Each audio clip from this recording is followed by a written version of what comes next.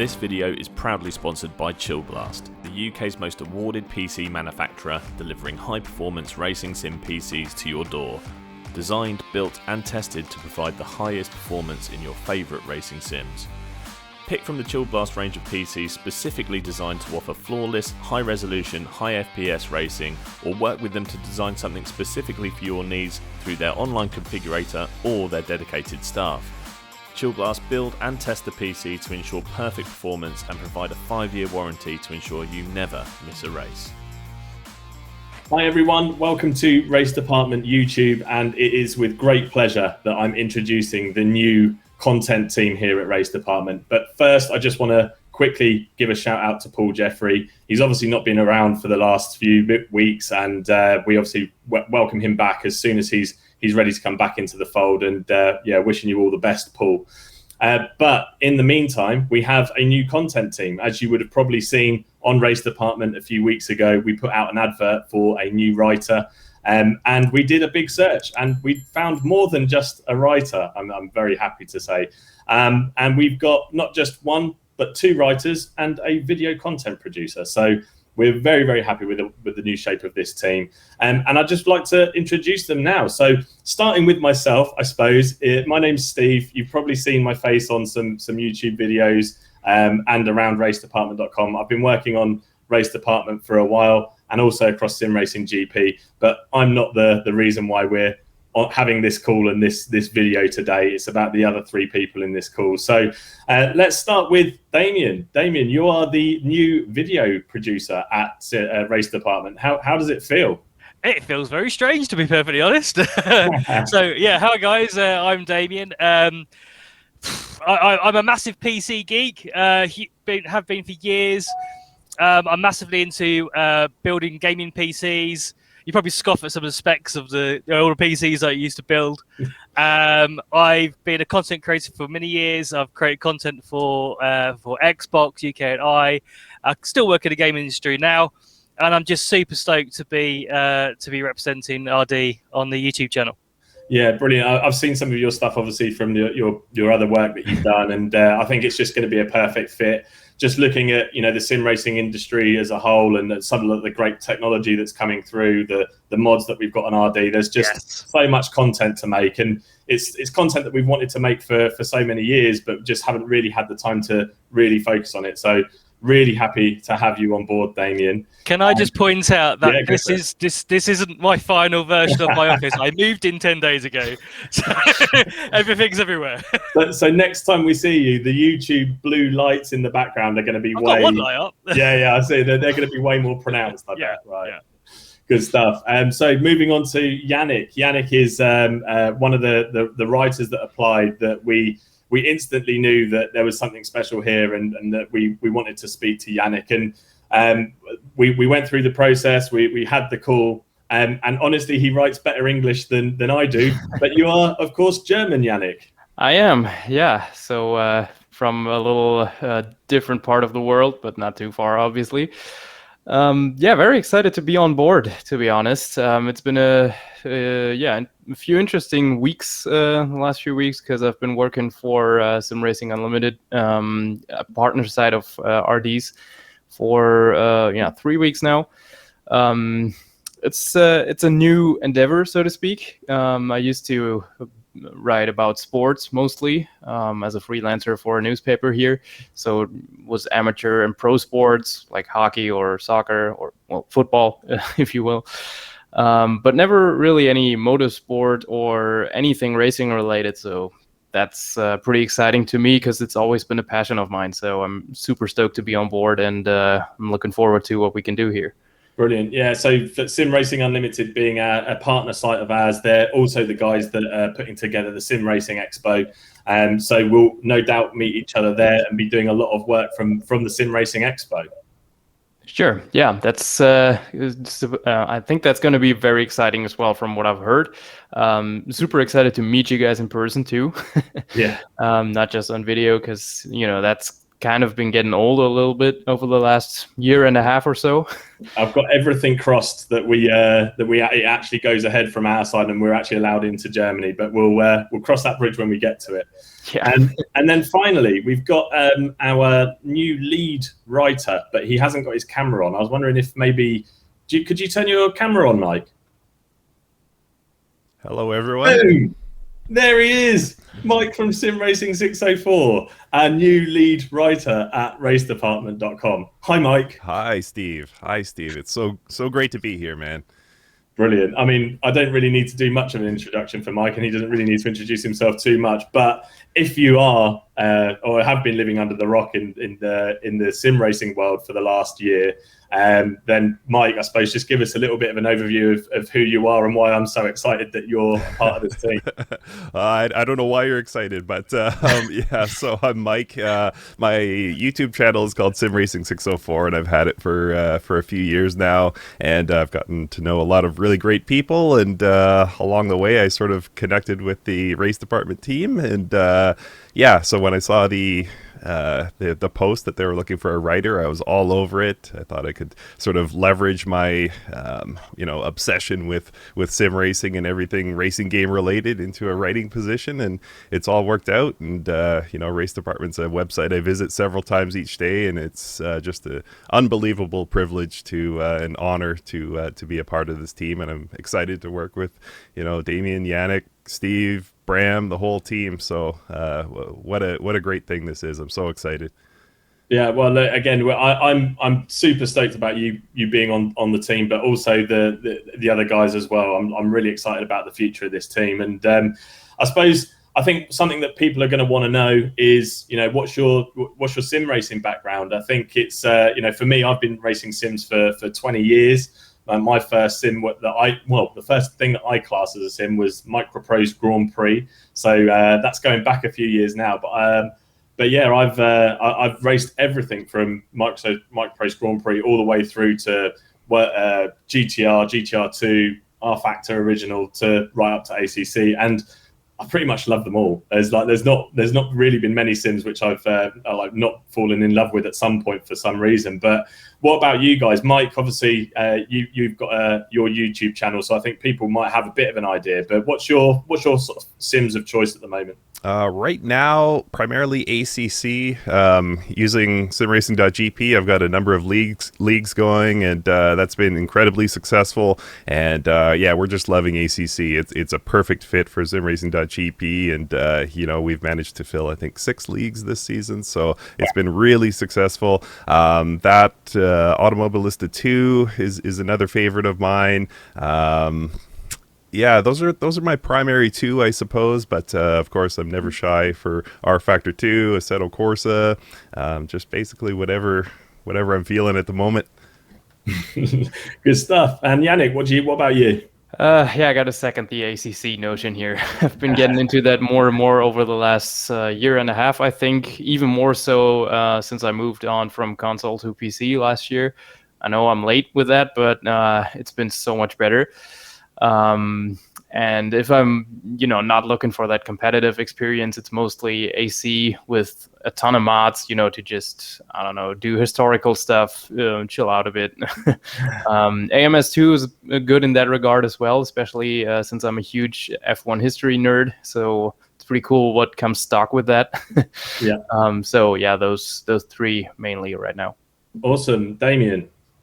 I'm gonna be boring and say ACC again. I'm afraid. I love the fact it's a category specific sim. So I love a lot of sims, but to get in that sport that's recognizable and they all race at a similar pace, depending on track, of course. I love ACC. I really love Race Room as well at the moment. Since the FFB update, I can't get enough of it. It seems to suit my driving style, if that's a thing. I don't know if I actually have a driving style, but it seems to suit me. And yeah, I really like AC as well. The mods, the passion that people bring to that title. There's nothing like jumping onto a Nordschleife tourist track in a random car and just blasting around with a random another 25 people crashing into you on every corner. But You've raced with me then. Oh yeah, probably. Yeah. Yeah. No. Well, obviously, Race Department has a few mods for AC, of course. I think the last count that we did, it was 210 terabytes of downloads in a month.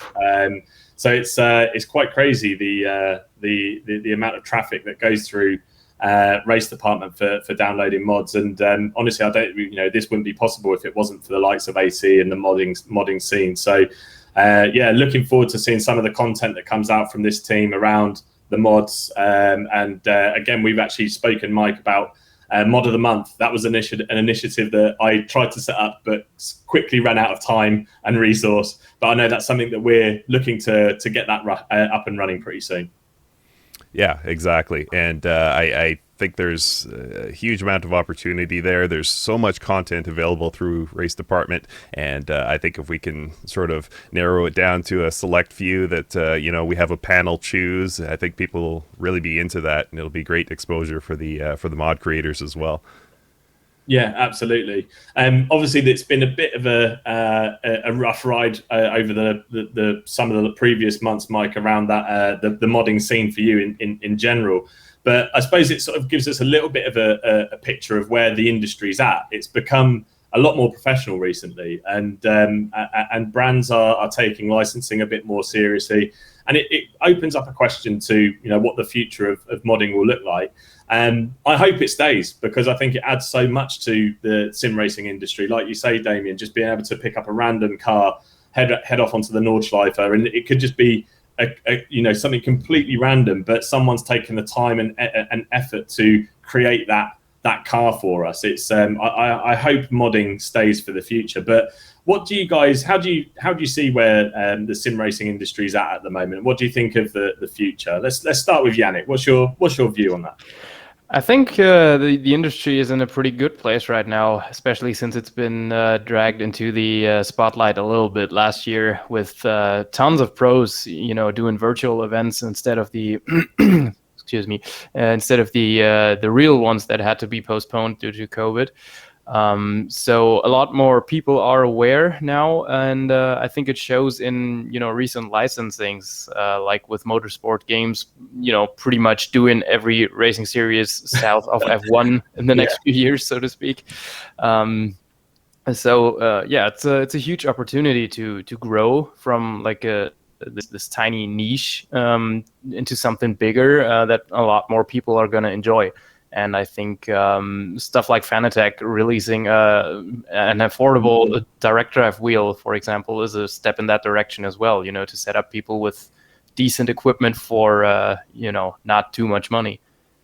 Yeah, I completely agree. I think Fanatec are doing a good job of really understanding who the audience is, right? I speak for myself in this case, but I only have racing sims on my computer. I don't have any other computer games. But I'm a motorsport fan first and foremost, and Fanatec are reaching into that motorsport space to try and find new drivers in there to buy their equipment, and I take my hat off to them. I mean, I know, Mike, obviously you don't use Fanatec yourself. I don't think you've got some pretty cool gear. Like, what do you make of the hardware industry at the moment in sim racing? Do you see that sort of taking a bit of a turn as well? Yeah, definitely. And I think Yannick hit a lot of great points there in terms of the popularity in motorsport games coming in and bringing so many series to sim racing.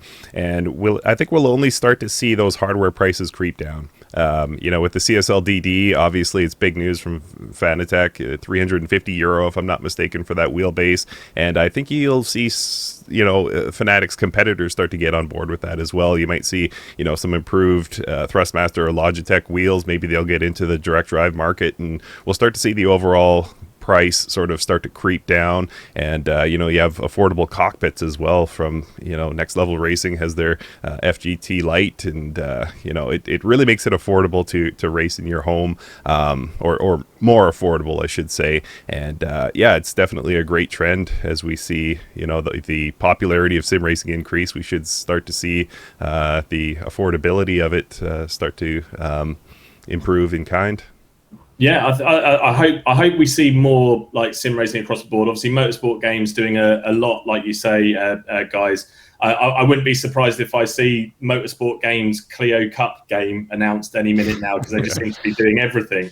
But one thing that I have seen, it was some leaked slides that were published a few days ago. It looks like that maybe some of their stuff is going to be a bit more in the accessible realms. They're definitely it looks like they're going to be supporting mobile games, console games. Damien, do you have a view on that sort of area of the market, that sort of more accessible segment, like the Forzas and the Gran Turismo? Good way to get people into the scene. Yeah, absolutely. The console player base is humongous, absolutely massive, and the more and more these games that appear, the more and more people are or the consumers are better informed of what makes a good sim or simcade, whatever we want to call it. So yeah, it's an incredibly powerful thing to have all these new powerful consoles coming through with these great sims that hopefully will be coming through. Obviously, we've seen ACC, we saw AC in the past, other titles like Project Cars and stuff like that being on console. So seeing the new consoles with ray tracing and Fanatec and Thrustmaster and Logitech all bringing out more and more better equipment that is suitable for these consoles is a great thing. I'd really like to see, I don't know if we'll ever see it, hopefully we will in the future, but I'd like to see cross-platform as well at some point. That'd be absolutely amazing. Yeah, absolutely. I hope it's not far away, because we see it a lot, when we've got people like rocking up into sort of like Discord servers for leagues and stuff, saying, hey, this looks really cool. Is it on PlayStation? It's like, nah, it's on PC. I think if we get that cross-platform functionality, more likely with the Xbox and stuff, I'm guessing, that's definitely going to be a massive win for the industry.